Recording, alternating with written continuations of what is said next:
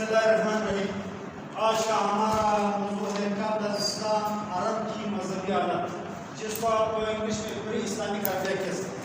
Pre Islamic Arabia, اس میں سب سے پہلے یہاں پر وہ ازم، وہ ادیان، وہ مذاہب جس کو عرب فالو کرتے تھے اسلام سے پہلے، اس کو پڑھیں گے۔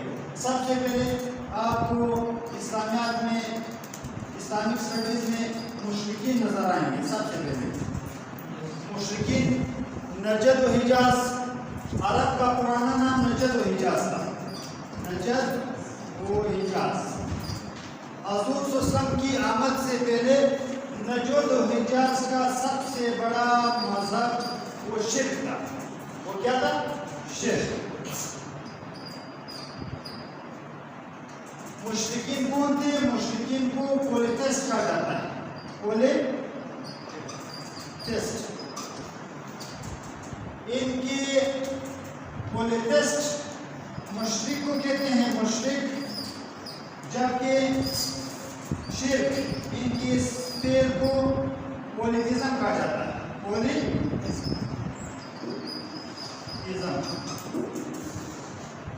نجد و حجاز میں سب سے زیادہ فالوورز شرک کے تھے، یہ مشرکین تھے، یہ اللہ تعالیٰ کو بھی مانتے تھے،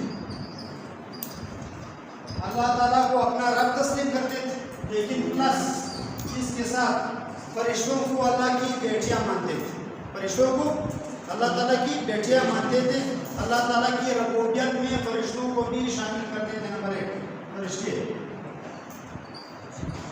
علاوہ ازیں اس کے ساتھ پلس یہ بتوں کی بھی عبادت کرتے ہیں۔ بتوں کی عبادت کو یہ لوگ اس کو آئیڈل ورشپ کہتے ہیں، آئیڈل ورشپ، یعنی وہ بت پرستی میں بھی مبتلا تھے، جس کی سب سے بڑی مثال آپ کو 360 بت کعبہ میں نظر آئیں گے۔ حرم میں کعبے کے اندر انہوں نے 360 بت رکھے ہوئے تھے، اور 360 بتوں کے اوپر، کعبے کے اوپر سب سے بڑا بت انہوں نے ہبل نصب کیا تھا۔ کعبے میں جو بت نصب تھے ان کا سب سے جو بڑا لیڈر تھا، جو بڑا بت تھا، وہ ہبل تھا۔ اس کے علاوہ آپ سے قبل اسلام عرب کی مذہبی حالت میں، مشرکین میں، آئیڈل ورشپ میں یا پولیٹسٹ میں آپ سے پوچھا جا سکتا ہے ان کے 5 بڑے بتوں کے نام بتائیں۔ نجد و حجاز میں مختلف علاقوں میں، طائف میں، حضرموت میں، مکہ میں، مدینہ میں یا یثرب میں 5 مختلف بڑے بڑے بت نصب وہ کون سے تھے؟ سب سے بڑا بت لات، منات، یہ دوسرا بت تھا عزا، اور یسر، یعوق۔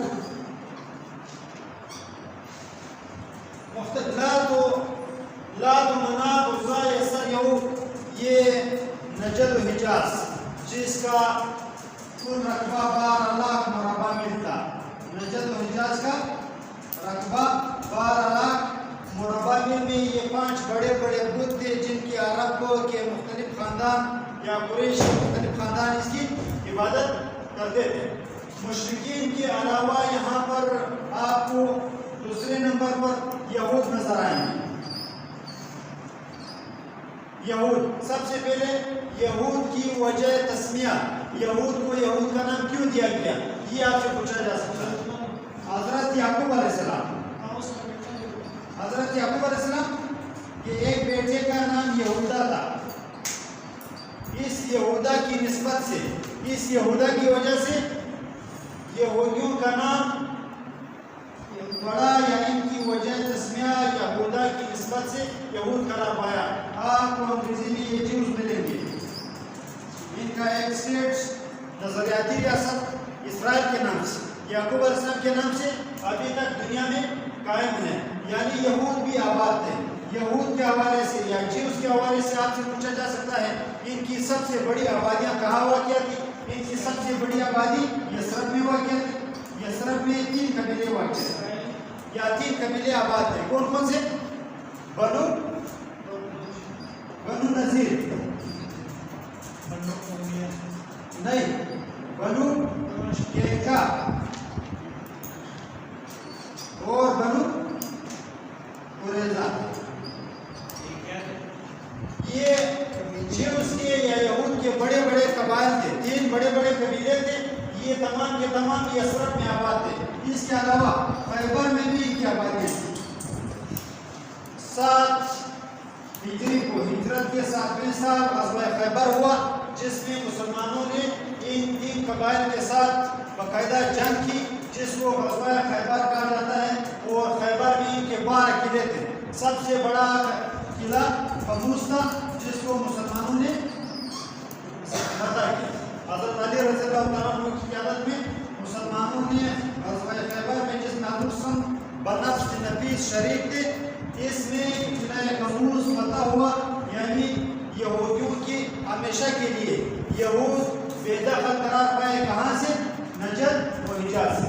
इसके अलावा प्री इस्लामिक अरबिया में यहाँ पर आपको नजर आएंगे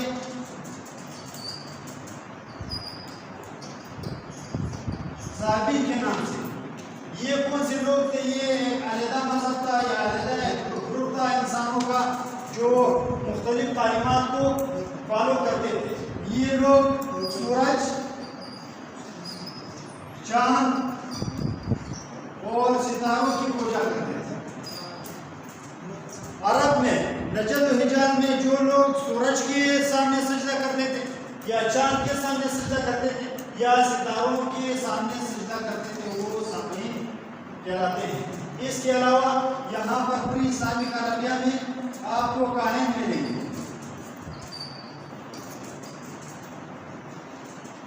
नजद और हिजाज में इंसानों का एक और ग्रुप था, फॉलोअर्स थे। किस चीज़ के? ये कहानत करते थे। कहानत से मुराद क्या है? ये मुस्तकबिल की पेशगोइयां करते थे। मुस्तकबिल के बारे में अरब के मुख्तलिफ लोगों को सच्ची और झूठी कहानियाँ सुनाते थे। इसके मज़हब को या इनकी तरतीब को क्या कहा जाता था? कहानत कहा जाता था। और इन लोगों को काहिन कहा जाता था। इसके अलावा एक ग्रुप इंसानों का इस तरह था जिनको हनफी कहा जाता था। हनफी, ये लोग हनफी थे। और हनफी के अलावा इन लोगों का दीन हनीफ कहलाता है।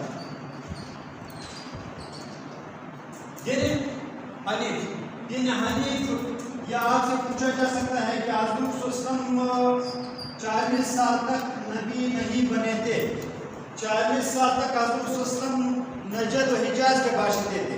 नजद और हिजाज में हज़रत किस दिन को फॉलो करते थे? हज़रत दीन हनीफ को फॉलो करते थे। और इसके हवाले से आपसे पूछा जा सकता है ये किसका दिन था? ये हज़रत की इज्जत अमजद हज़रत इब्राहिम अलैहिस्सलाम का दिन था। हज़रत इब्राहिम अलैहिस्सलाम की शरीयत को हज़रत और कुछ दीगर लोग, जिस तरह हज़रत बकर सिद्दीक़ रज़ियल्लाहु तआला अन्हु और कुछ हज़रत के दोस्त, वो दीन हनीफ को फॉलो करते थे। इसी दीन हनीफ को फॉलो करने के लिए हज़रत ने 35 साल से लेकर 40 साल तक का अरसा एक गार में गुजारा, जिसको गार हिरा कहा जाता है। इस गार हिरा में हज़रत ने 5 साल तक इबादत की। 5 साल तक कोशा नशीन रहे। इस कोशा नशीनी की हालत में हज़रत इस दीन के मुताबिक इबादत करते रहे और हक की तलाश करते रहे। फिर आखिर हज़रत को हक नजर आया। या आप ये बता सकते हैं कि इस्लाम का पुराना नाम दीन हनीफ है। आपसे ये पूछा जा सकता है कि इस्लाम का पुराना नाम क्या है? इस्लाम का पुराना नाम दीन हनीफ है। प्री इस्लामिक अरबिया के हवाले से आपको नजद और हिजाज में ईसाई में नजर आएंगे। ईसाइयों के हवाले से आपसे पूछा जा सकता है कि ईसाइयों की सबसे बड़ी आबादी नजद और हिजाज में कहाँ पर मौजूद थी? ये नजरान में मौजूद थी। नजरान के ईसाई अलावा इसके अलावा प्री इस्लामिक अरबिया में और भी छोटे छोटे ग्रुप वाक़ियात थे मौजूद थे। और भी छोटे छोटे इस तरह के मज़ाहिब थे या इज़्म थे। मुख्तलिफ ज़िंदगी गुजारने के मुख्तलिफ तरीके थे जिनको लोग फॉलो करते थे, लेकिन वो तमाम के तमाम उनको बातिल करार दिया गया था। इसमें से इल्हामी मज़ाहिब में आपको ईसाईयत, यहूदियत और دین حنیف نظر آئے گا۔ اس میں آپ نے یہ بتانا ہے کہ حضرت صلی اللہ علیہ وسلم نے 40 سال کا عرصہ 40 سال تک جس دین کی عبادت کی اس کو دین حنیف کہا جاتا ہے۔